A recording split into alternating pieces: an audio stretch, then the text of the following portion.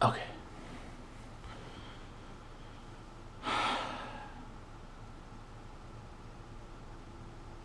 You know what's funny about the word remembrance? We as humans don't often take it to the heart. I mean, we sure have those days where we remember people we've lost in like wars or in terrorist incidents. Those are all fine. But really, remembering and taking to heart those close to us, like our family and friends, we don't take that for granted as much as we should.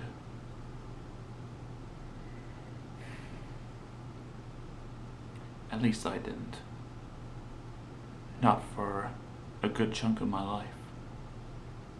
I was always focused on my cartoons and whatever could distract me from the real world. It even distracted me from my family.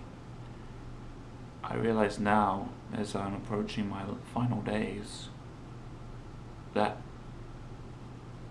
they mean more to me than I initially let on. And there is one person that really proves that statement. But let me ask this person, let me ask you all, if you are watching this, let me ask you one question. When does a person die? Think about that. When does a person die? Is it when that person is hit by a bullet? No. Is it when they're taken away by a storm or a natural incident? No. Is it whenever a virus infects your heart, so that way whenever you raise the slightest volume in your voice, it will instantly kill you? Is that when a person dies? No!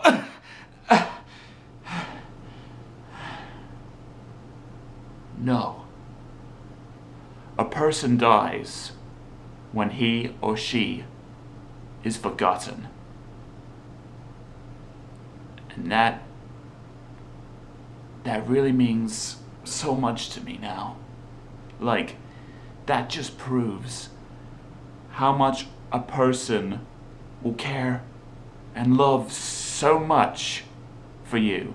And you don't realize it. You may not even want to think about it, but at the end of the day, no matter what you think, it's true. Someone will care for you. And if that person is watching this vlog right now, if that person has managed to find this footage out of the clutter, then let me just say this. You were never a hindrance at all. You were never a burden. Never. I mean, sure, there might have been days where you annoy the crap out of me, and that might make me want to give you 5 across the bottom, and in that way I might do something likewise and you want to give me 5 across my flabby bottom. But that's all part of the fun, and in a way that is showing how much we care for each other. So no matter where I go, and no matter what happens, know this.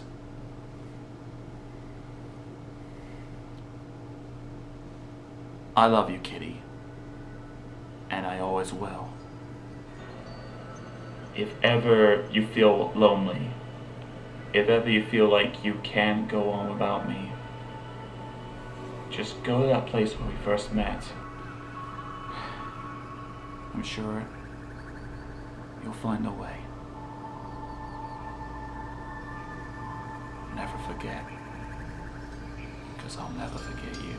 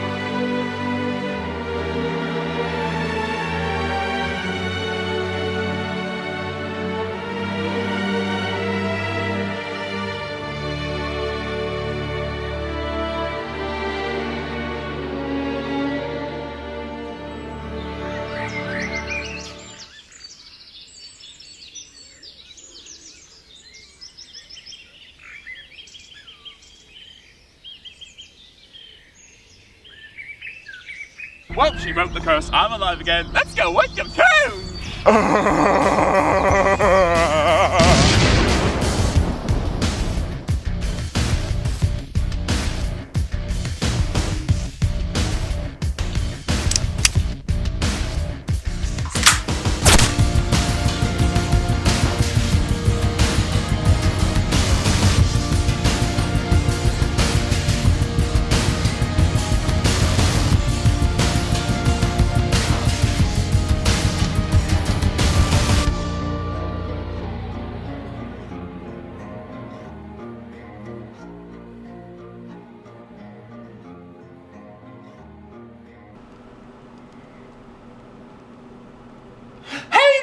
My name is Pete Reese Cool Guy, but you may call me the Preschool Guy. In reality, I'm in my mid-20s, but at heart,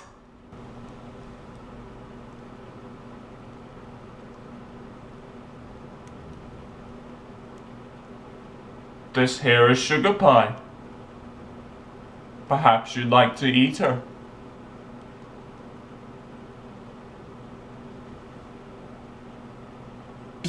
And I also review TV shows and cartoons for my nostalgia, as well as related video games and maybe some movies as well. So stick around and maybe you might get something bring back into your memory.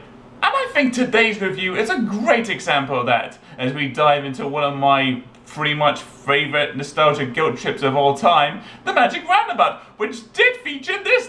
Hey, what are you doing? Get out now! Hey, get off!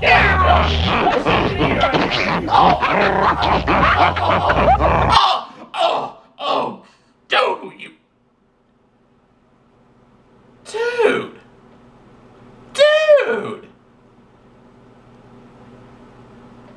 that's gonna take ages to clean up. Never heard of it?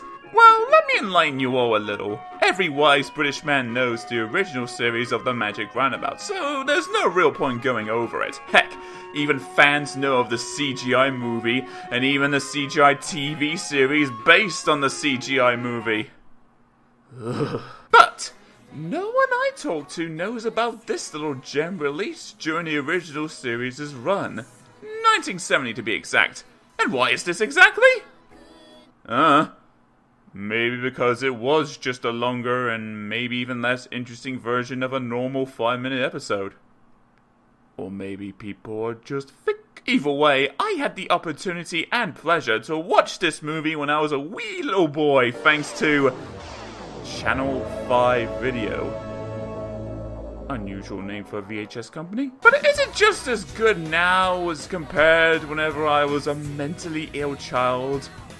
At least more mentally ill than now? Well, thanks to this DVD right here, which contains both the English dub and the original French version, I am aiming to find out. So, ladies and gentlemen, man-children of all ages, may I present to you the Magic Roundabout movie, Dougal and the Blue Cat. That's a nice pussycat.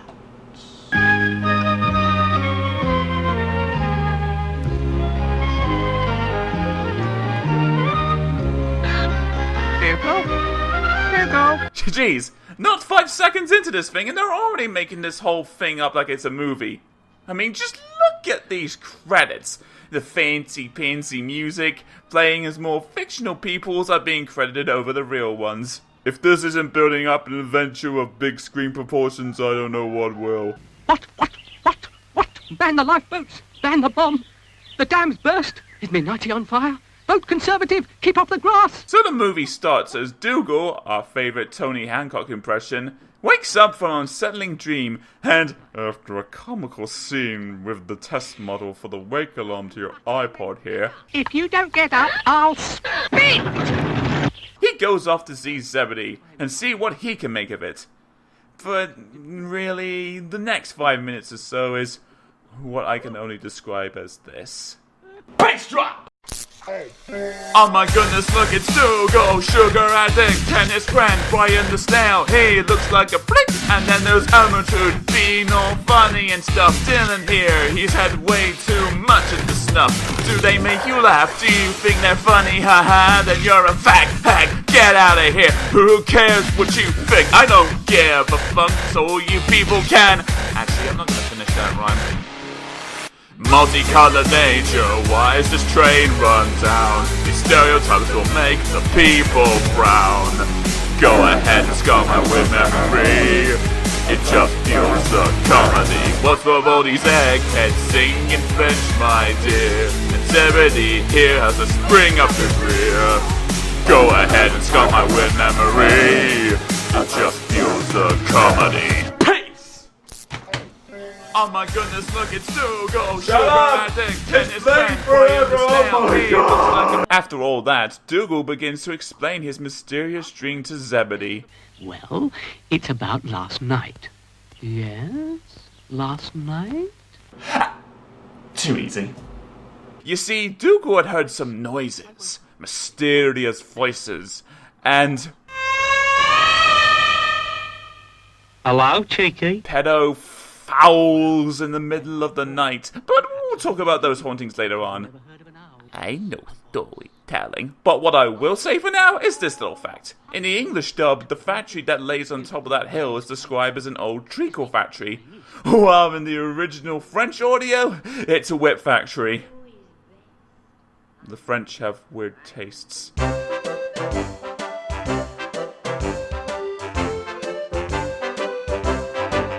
Naturally, Zebedee dismisses the story. That I haven't the slightest idea what it all means. Oh, you don't think I'm going dotty, do you? He didn't answer. He didn't answer. Oh. Eh, well, cafoodle to this. Old Yeller here has gone and flipped his lid, I would say. Oh, Travis, honey, would you be so kind as to grab if the shotgun, my dear? Next, we are introduced to our heroine, Florence, who sings a song. Florence, shall you work this Okay, morning? Serge, I don't know if you were involved with the production of this theatrical adaptation of your wonderful creations, but why include songs? Were you really trying to make the movie more hip? Did you want to add a little Disney magic to the, not Disney movie? Did your mixtape get mixed up in the mixing bowl again? Be content with watching. Meow mix. Now, who cares about all that when you have this lying on old Mr. Rusty's roundabout? Florence looked on the roundabout. She looked again. She got a bit closer. And she saw... a cat. Did that pussycat go into the factory run by Willy Wonka? He just seems a little out of color. Actually, this is the blue cat that our movie has promised in its title, and his name is Buxton. I know, sounds way too British, eh? Well, given the way he speaks... Call me Buxton. You're an idiot if you don't understand. Also, this happens.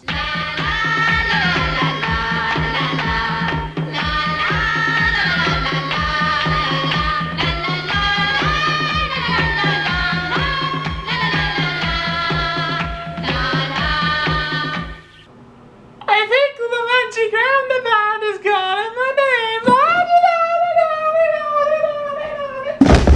Seriously though, I'll take this, as long as no fat cats are being dressed up like Elvis. Florence and Buxton meet up with Dougal later in the Magic Garden, where we get the typical welcome for all the blacks and the blues. Look behind you, Dougal. Isn't he lovely? Or was that cats and dogs? Is it? I think my inner insanity is blocking my best judgment and common sense. Wait. Yo, son, this be the Magic Roundabout playing on our TV system, so you know what? You can shove it up your ass. We're glad you like it too, aren't we, Dougal? Oh, ecstatic. We're overcome with delight. So yeah, dog hates cat, cat isn't fond of dog either, nothing special. Next you're gonna tell me that CM Punk is going through real life issues with a fake form of sport. Fake? Wrestling's fake? Also, if you're wondering why Buxton is talking in a real slimy tone and seems way too deep into a simple warm color known as blue, you're thinking, sir, but shame on you for watching lesbian sex. You're sick for that. While the rest of the gang decide on where to keep Buxton for the time being, Dougal feels the need to bring up his dream again. Gee, this is gonna go well. I heard some very funny voices coming from the old factory last night. Factory? Did you say factory? What do you know about the factory, eh? Eh? What's all this about the factory, eh? Eh? Factory? Factory?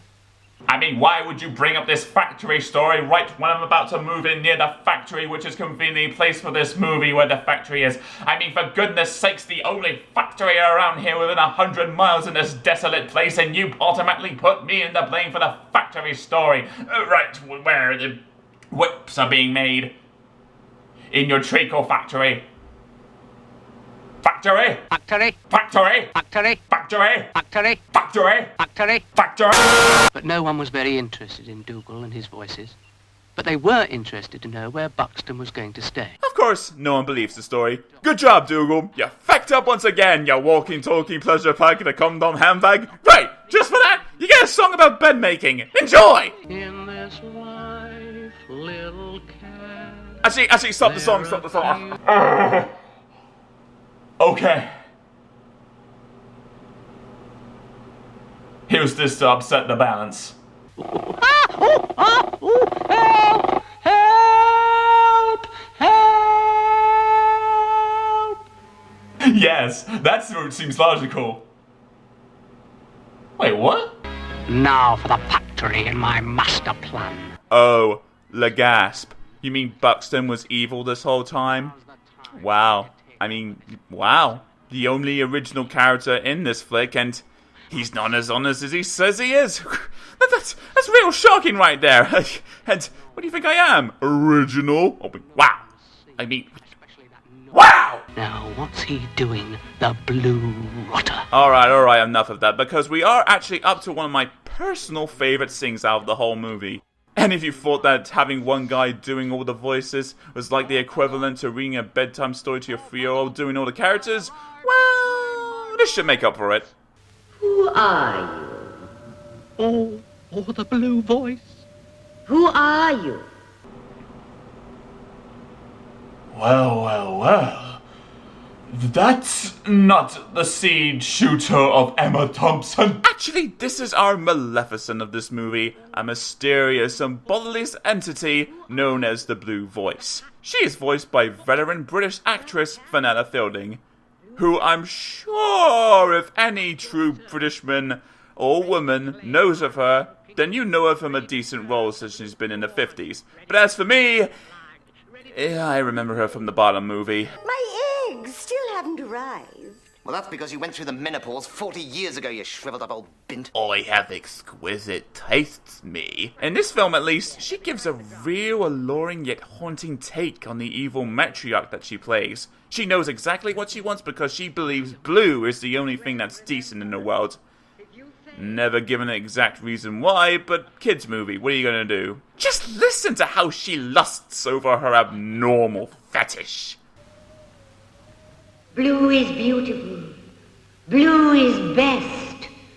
I'm blue. I'm beautiful. I'm best. But if you dare cross her line, then you will know that you endured her wrath. As one split second and... Just a little warning, Buxton. So yeah, every time that her voice appears onto the screen there, you know you've gone from handy-pandy language, and then you've gone into evil book zone territory on that shit. Anyway, back to the story at hand, as Buxton has to prove that he is the blue cat of prophecy because, yeah, blue cats are pretty common for our everyday living, aren't they? By crossing 7 doors of a random blue color for each one. This includes getting a glimpse of the nefarious plans of the Blue Voice, which involves blue flowers, blue clothes, lightning, and Holy Jesus, what are those things? and the making of the foot soldiers for the indestructible blue army, made from delicious whips, which is made themselves from treacle. If itself went mouldy after 6 months. Until eventually, and quite obviously, Buxton does pass all the doors and becomes the king of all blues. Hey, that honorific goes to BB King and BB King only. Bitch. Also, if the blue voice knew that Buxton was the blue cat that the prophecy had prophesied, why make him go through all those tests? I mean, a tour of the factory seems nice, but really, there was no need. We heard clearly earlier that he was the one to claim the throne anyway, so what's the point? Does this lover of one color just like to mess around with our future candidates as potential monarchs? Good job there, Sir Buxton of Battersbury. You are now Duke Buxton of Arrowsteiner. You proud of yourself there, Buxty? Mr. Duke? You feel a little prouder that you're one step closer to our, marvelous goal? Our, really blue plan, as it were? Does Mr. Dukey Buxton like a blue fruit slice? Speaking of no points, another song! I am king of everything that I survey. I am king, and no one here can say me nay. But unlike the other tunes in this movie, this one just keeps going. And going. And going. And going. And going! Over the top!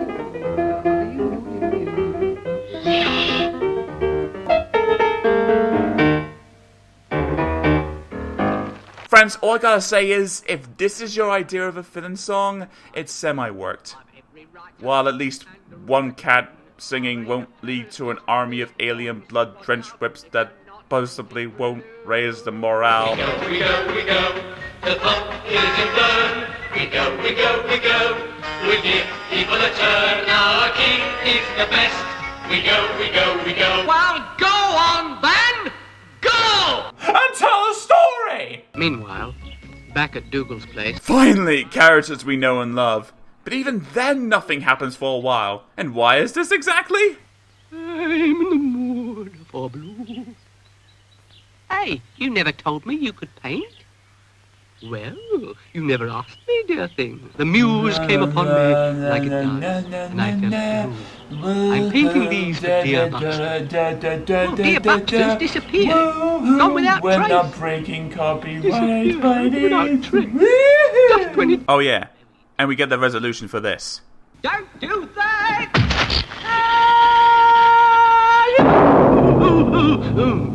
Dougal tries to make everyone see that something strange is going on, and that Buxton is evil via the most obvious Lenin-inspired speech possible. We have a traitor in our midst. It's that blue cat. I saw him go into the old factory, and I know in my bones he's hatching some fiendish plot against our beloved garden. NATO must be alerted. The United Nations must be told. The Security Council must be roused. Don't just stand there. Unite! Pull yourselves together. We must man the barricades. We must even dog the barricades. We must prepare for war. But Buxton arrives and, seeing how he is a cat, wins the crowd over by... Oh dear. Oh dear. Once more my colour has been rejected. I thought here I would be happy amongst my new friends. Oh, woe. See, even in the darkest hour, cuteness will always prevail. Or in this case, shouldn't that be the, bluest hour? Mudle gasp! Zebedee's magic mustache is missing! Weird, I didn't think mustache hair could be removed so easily. But while everyone goes and searches for it, Buxton goes back to the factory and skims through his initiation again. Time to attack. Time to attack. Time to attack. Good lads. Time to attack. Shut up. We go. Please, shut up. Once back in his throne room, he sends his army to launch a counterattack at the Magic Garden and captures all of our beloved friends. Gee, I wonder if one of them will manage to avoid the soldiers and go off to save everyone. Oh, Dougal the dog wasn't captured and is now off to find a cat? How droll! It's almost as fitting as if Buxton was the one who stole Zebedee magic mustache. Oh, he did. Nice. All the powers of the universe at his disposal, and he never uses it once in the entire movie.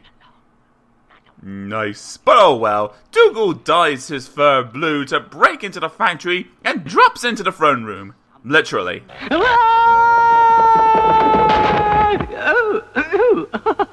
So, is the throne room in the basement? What? Surround him! As you were. And who are you? Oh, me? Oh, I'm Peter. Blue Peter. Yeah. If you're a true Britishman like me, you'll get that reference right away. But that doesn't mean I have to like it. I'm gonna go get a knife. So Blue Peter tries to win the Hammersmith King to his side, only to be thrown into a room filled with mountains of sugar. I don't know, here's how Eric explains it. If he ate any of the sugar, the cat would know he was Dougal, and all would be lost. If he didn't eat any, the cat would believe he was Blue Peter, the blue dog. What a fiend. Really?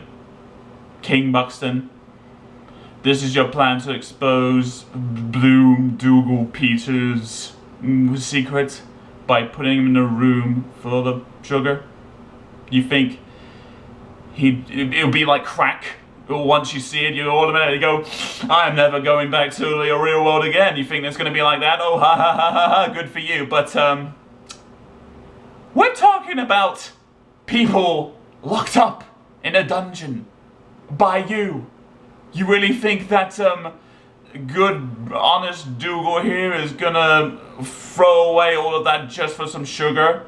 I mean, friends are for life, and sugar's pretty much down in like 10 seconds in your cup of tea, so shame on you, sir. You're not thinking it all through. And as for Dougal, man, why are you tempted by the sugar? You're really just gonna let your friends die just because you want your cravings for the day? Dude, once this is all over with, you can just go back and eat all the sugar that you want from that. I mean, for goodness sake, how hard is that? I mean, it's like me. My friend Bill is over in Afghanistan being tortured by terrorists, but they gave me an ultimatum. Either I can eat this and never see him again, or I can just throw this bag away, and that way they'll just let him go. Just like that. You know what choice I'm gonna make on that?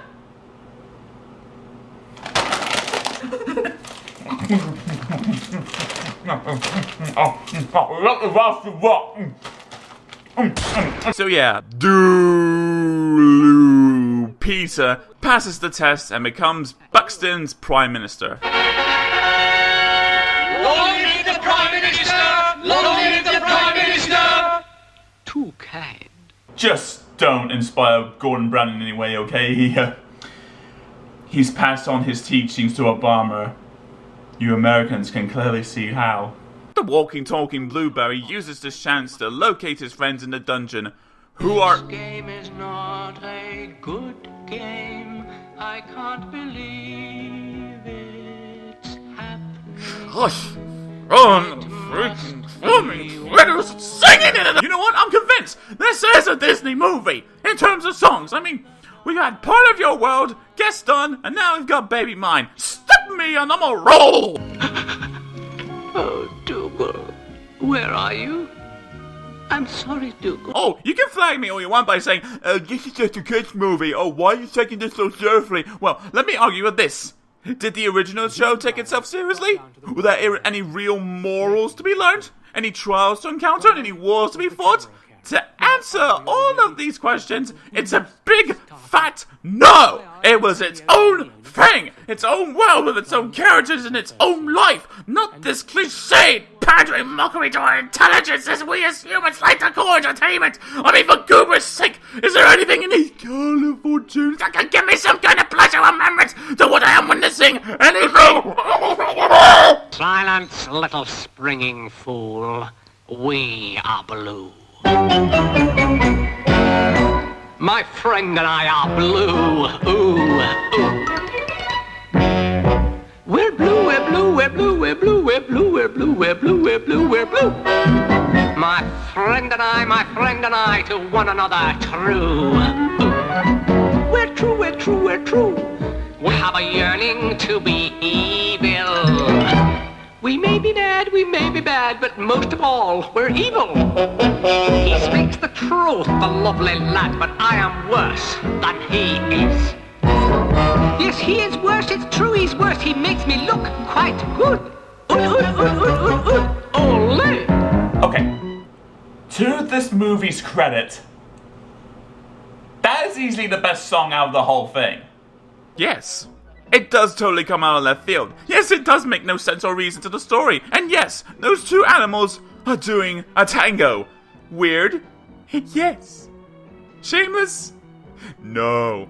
This is probably the strangest thing that comes in this movie with no reason to tie in anything at all. But hey, so was the freaking show! So just this once, I'm gonna give this thing a pass. Especially with out-of-context lines like this. Do you come here often? Because if you do, I'll show you how this pussy works in Gay Barry.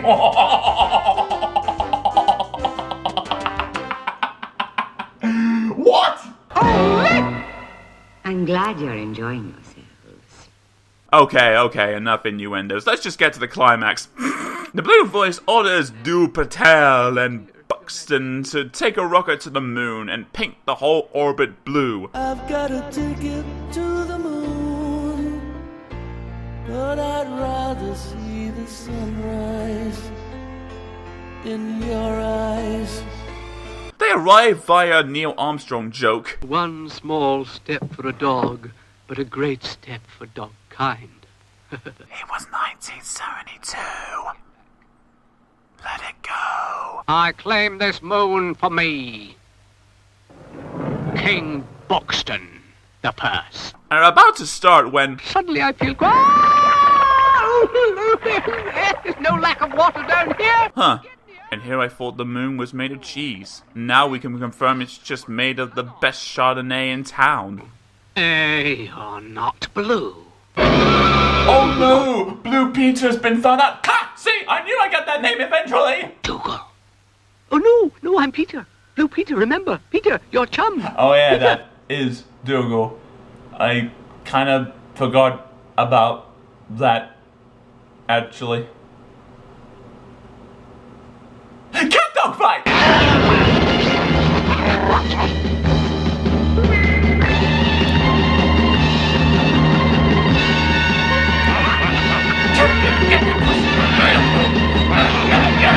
So they have a little squabble, arrive back on Earth, somehow under all that fast editing, and Dougal goes off to free his friends. Worried, were you? Buxton, on the other hand, is not so lucky. You know the penalty for failure. Oh, please let me explain. No, I will not let you explain. You are no longer king. You are nothing. Out of my sight before I lose my temper. Yeah, could be worse. The twist could have been that she was a seductress this whole time. Dougal! Come on, hurry up, you lot! Meanwhile, Dougal and his friends escape the dungeon and the factory back into the magic garden. But not before these famous last words. All my dreams of a blue universe have failed. Blue is beautiful. Blue is best. I'm blue. I'm beautiful. I'm best.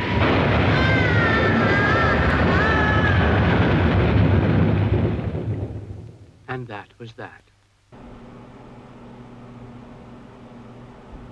Those last words alone scared the bejeebus out of me when I was a kid.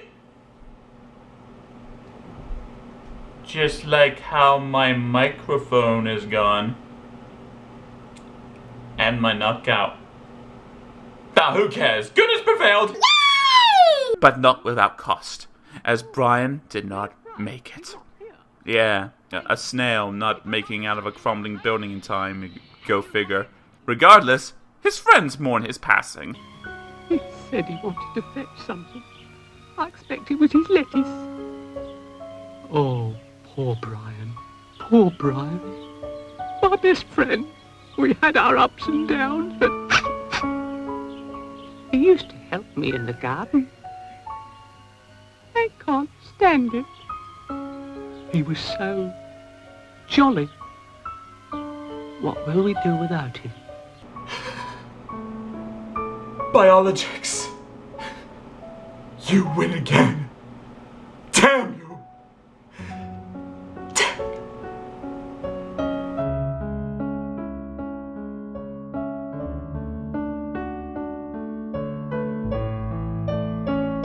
Yes, it's all my fault, all my fault. I'm evil, I know.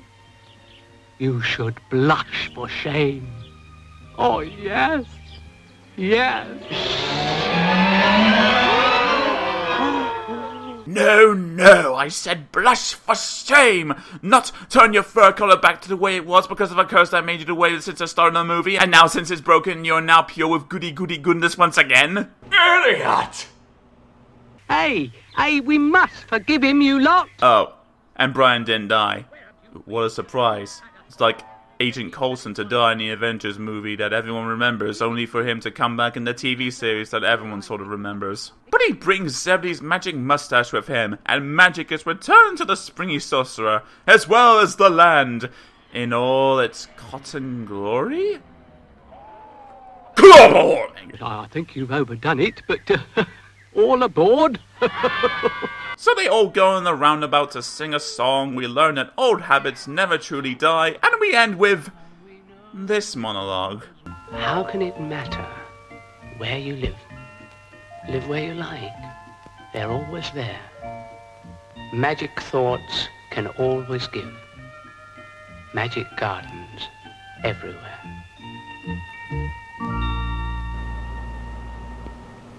I never got that as a kid. And I still don't. Dougal and the Blue Cat! By just seeing what you've seen from this review alone, you'd think that this is some really weird, campy stuff. Like, why does the dog eat sugar? Why is there a dude with springs for legs? Why does this rabbit keep making heavy drug dialogue? And why is this cat blue? Yeah, stuff like this, and I would assume especially for the Americans and not just this generation of children's programming, may find this not only out of the ordinary, but not enough there to keep a decent enough attention span. But keep in mind that this is back in 1970. Yeah, released in 1970, when it's French. Surely weirdest stuff has come for this country for kids since then, right? If not, then the show, and not just this movie, is the king of weird. But, in this critic's opinion, and with nostalgia attached to watching this over and over as a kid, this is a real guilty pleasure to say the least. Yeah, there are cliches added in there to be a movie, like the villain, the straightforward plot, and the misunderstandings, and I can see first-time viewers and maybe even veteran fans of the show getting turned off by this. But guys, it's still the Magic Roundabout! Lighten up! It's still the same animation, the same style, the same characters, the same heart, and even the same translator for the English dub, Eric Thompson, who does an amazing job as always, as well as the ingenious addition of Fenella Fielding as the villain. In my eyes, while I can admit this is just an overlong episode of the show, it is still entertaining to watch and is easily one of my personal favorites from my now burnt VHS pile. Wait, what? But hey, this special edition DVD right here, which contains the English and the French audio, as well as some interesting special features, is now available to buy and is region free. Yes, region free. So even if you're just gonna watch this review from Russia, and if you're interested in the slightest, then please get it and enjoy. You won't regret it.